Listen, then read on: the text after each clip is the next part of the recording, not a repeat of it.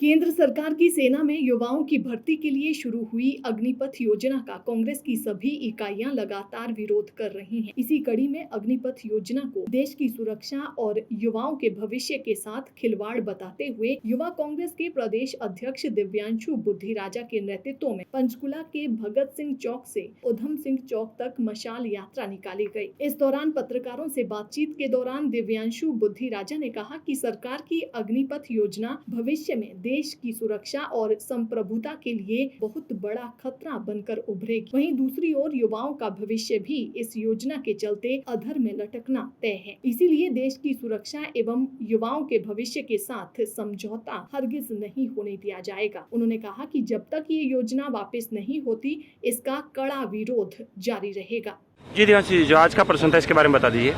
कि देश के नौजवानों के भविष्य के साथ एक भद्दा मजाक करने का काम और देश की सरहदों को कमज़ोर करने का काम इस केंद्र की सरकार ने अग्निपथ योजना के माध्यम से किया है। पूरे प्रदेश में फौज बचाओ देश बचाओ अभियान के तहत हरियाणा युवा कांग्रेस इस योजना का विरोध कर रही है और आज उसी कड़ी में पंचकुला जिले के अंदर हमने एक मशाल यात्रा का आयोजन किया और इस केंद्र की सरकार के कान खोलने का काम युवा कांग्रेस ने आज मशाल यात्रा के माध्यम से किया। आने वाले समय में भी हरियाणा युवा कांग्रेस इस योजना का, इस सरकार के फैसले का लगातार विरोध करती रहेगी।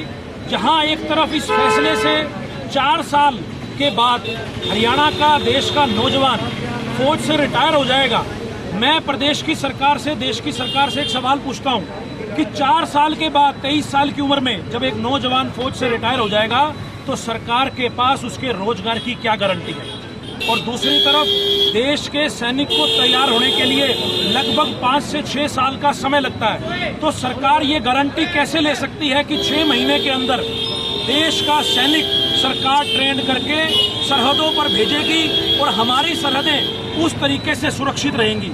आज ये 2 सवाल इस योजना के माध्यम से हम सरकार के सामने रखते हैं और इस फैसले का पूरे देश में, पूरे प्रदेश में युवा कांग्रेस विरोध कर रही है।